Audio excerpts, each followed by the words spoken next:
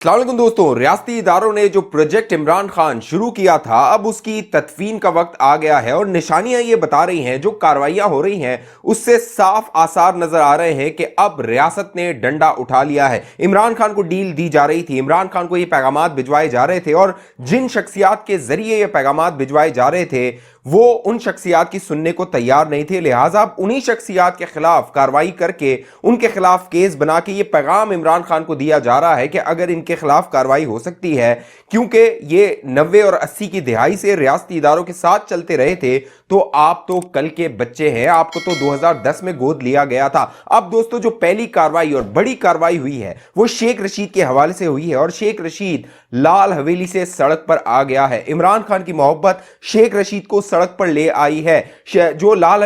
हवेली का केस था वो मुख्तलिफ अदालतों में चलता रहा था। उस हवाले से मतरूका इमलाक बोर्ड ने केस दायर किया था और उसका दावा था कि जो लाल हवेली पर शेख रशीद ने कब्जा किया हुआ है वो गैर कानूनी है। शेख रशीद के पास दस्तावेजात मौजूद नहीं है कि वो अपनी मलकियत जाहिर कर सके लाल हवेली को। अब दोस्तों, मामला यह है कि कई अरसे से जो शेख रशीद और लाल हवेली है वो एक दूसरे की पहचान रहे हैं। लाल हवेली पर कई सियासतदान गए, वहां पर जाके तकरीरें की, वहां पर जाके जलसे किए, शेख रशीद के साथ उन्होंने प्रेस कॉन्फ्रेंसें की, मीडिया से बात की। लेकिन अब मामला यह है कि शेख रशीद रियासती इदारों की गिरफ्त में आ चुका है। इमरान खान की हुकूमत के दौरान ही यह मामला शुरू हो चुका था, बाकायदा अदालतों में ये केसेस चले गए थे, वहां पर कार्रवाइयां हो रही थी। लेकिन क्योंकि इमरान खान की हुकूमत थी, शेख रशीद उसका इत्तेहादी था और उसकी वो तर्जुमानी किया करता था और रियासत की तर्जुमानी किया करता था। शेख रशीद दावा करता था कि वो पिंडी में रहता है, पिंडी में GHQ है और GHQ में जो कुछ होता है वो शेख रशीद को मालूम होता है। इसीलिए वो टीवी चैनल पर आकर ये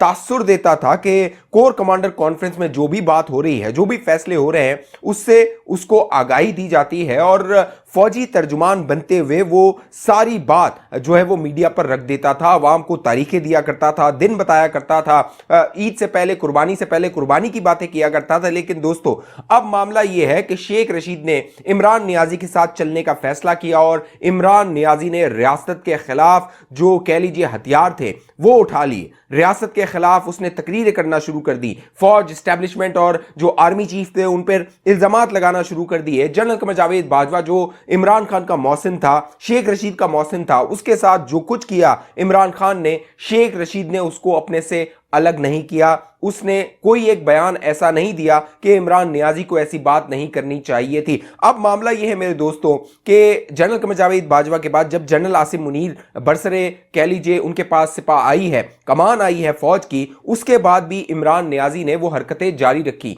वो जो एक मुहिम थी फौज मुखालिफ उसको जारी रखा। लेकिन अब मामला यह है कि प्रोजेक्ट इमरान खान दफन करने का वक्त आ गया है। रियासती इदारों को यह एहसास हो गया है, क्योंकि अब से पहले तक जब नवाज शरीफ उन्हें यह एहसास दिला रहे थे कि ये जो प्रोजेक्ट इमरान खान शुरू किया गया है ये रियासत के गले पड़ जाएगा, मुल्क के गले पड़ जाएगा और मुल्क की जो बुनियादें हैं, क्योंकि माशी तबाही जिस हाल से इमरान नियाजी ने बर्पा की पाकिस्तान में, अब उसके नताइज सामने आ रहे हैं। जो बीज जो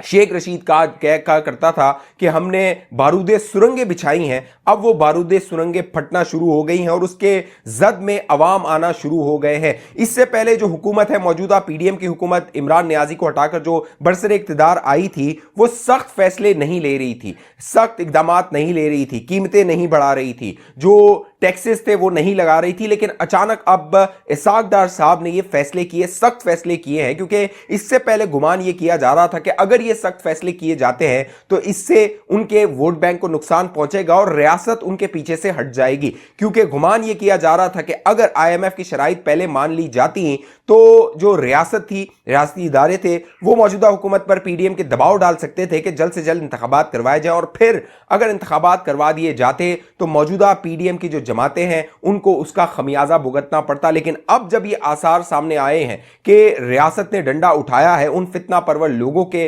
खिलाफ जो रियासती इदारे और पाकिस्तान के खिलाफ साजिशें कर रहे हैं, बैरूनी ईमा पर कर रहे हैं, क्योंकि इमरान खान का कोई स्टेक, कुछ स्टेक पर नहीं है। इमरान नियाजी जो आज ये बातें कर रहा है कि पेट्रोल की कीमतें बढ़ गई, अवाम इससे बिल्कुल मुश्किल में है, बहुत ज्यादा मुश्किल में है। लेकिन जो कीमतें इमरान नियाजी ने बढ़ानी थी वक्त पर, वो जो इमरान नियाजी था उसने नहीं बढ़ाई, क्योंकि अवाम पर आहिस्ता आहिस्ता बोझ आता तो अवाम भी सहने के काबिल होते। लेकिन मामला यह हुआ दोस्तों, इमरान नियाजी ने इस तरह का गोरख धंधा किया, इस तरह का जाल बिछाया कि उसकी सियासत तो चमक जाती लेकिन पाकिस्तान तबाह व बर्बाद हो जाता। अब मामला यह है, रियासत ने डंडा उठाया है, शेख रशीद अब सड़क पे आ चुका है और शेख रशीद के साथ एक और शख्स जो अब निशाने पर है वो परवेज इलाही है। दोस्तों, परवेज इलाही के बारे में कहा जाता है कि वो कोई भी फैसला रियासती इदारों की मर्जी के खिलाफ नहीं करता या उनकी मर्जी के बगैर नहीं करता। इसीलिए मौजूदा जब हुकूमत आई, इमरान खान के साथ उसका इत्तेहाद हुआ, उसके बाद भी वो रियासती इदारों से मुलाकातें करता रहा था और वहां से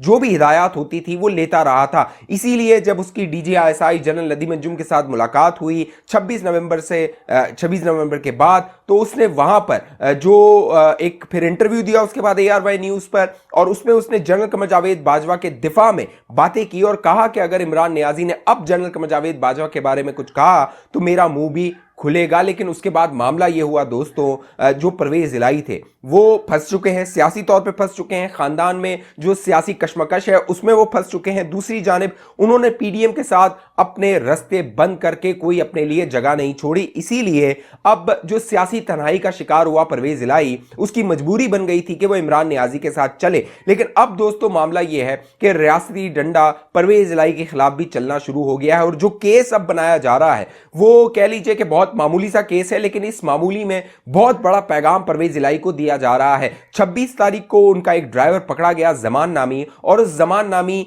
ड्राइवर ने तहरीरी तौर पे एतराफ किया कि वो चंद शराब की बोतलें परवेज इलाही के लिए लेके जा रहा था। दिलचस्प बात यह है कि जमान ने जो एतराफी बयान अब लिखवाया है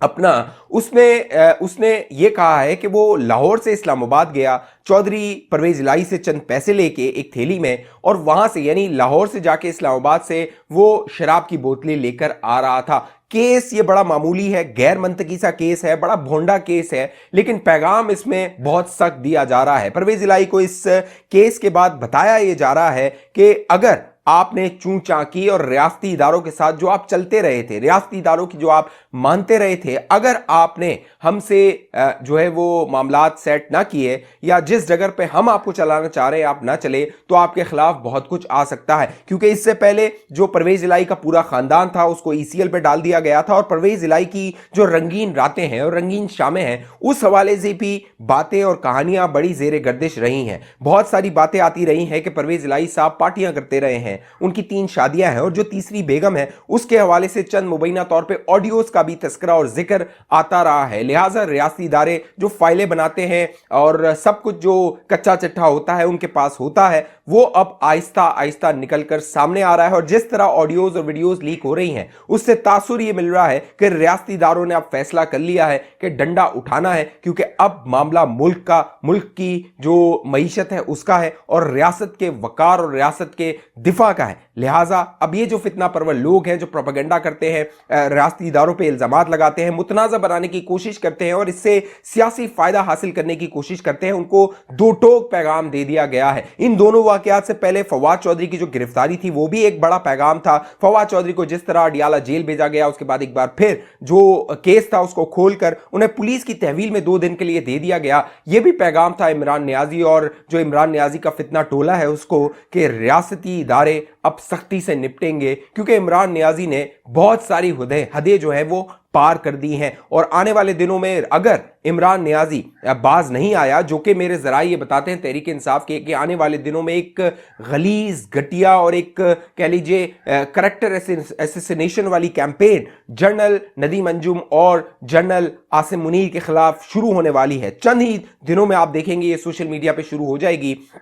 उसके बाद जो रियासत है वो बिल्कुल बर्दाश्त नहीं करेगी और इमरान नियाजी भी गिरफ्त में आ सकता है। इमरान नियाजी को सिर्फ इतना खौफ है कि उसको गिरफ्तार ना किया जाए, उसकी पार्टी में जितने लोग हैं वो गिरफ्तार होते रहे, चाहे शेख रशीद सड़कों पे आता रहा है, परवेज इलाही पे बेबुनियाद केसेस बनते रहे, जो मामला है वो होता रहे, लेकिन उसकी खाल बची रहे। लेकिन रियासत ने अब फैसला कर लिया है कि अगर इमरान नियाजी डायलॉग पे अमल दरामद नहीं करता, आमादा नहीं होता, वो आकर मेज पर बैठ के बात नहीं करता और ये अफरा तफरी अगर जारी रहती है मुल्क में सिर्फ और सिर्फ इमरान नियाजी की एक दिले ख्वाहिश और अना की तस्कीन के लिए कि उसे किसी तरह इख्तिदार मिल जाए, तो इसे अब बर्दाश्त नहीं किया जाएगा। सारी हदें, सारी लाइन क्रॉस हो चुकी हैं। प्रोजेक्ट इमरान खान की तदफीन का फैसला हो चुका है और इसकी तदफीन और इसकी फातिहा जल्द से जल्द होने का इम्कान नजर आ रहा है। इस हवाले से आप दोस्तों की क्या राय है नीचे कमेंट जरूर कीजिए। अब तक ये चैनल आपने सब्सक्राइब नहीं किया जरूर सब्सक्राइब कीजिए। फेसबुक पे देखने वाले दोस्त हमारे पेज को लाइक कीजिए, फॉलो कीजिए, इस वीडियो को लाजमी लाइक कर दीजिए। अगली वीडियो तक मुझे इजाजत दीजिए, अपना ख्याल रखिएगा दोस्तों।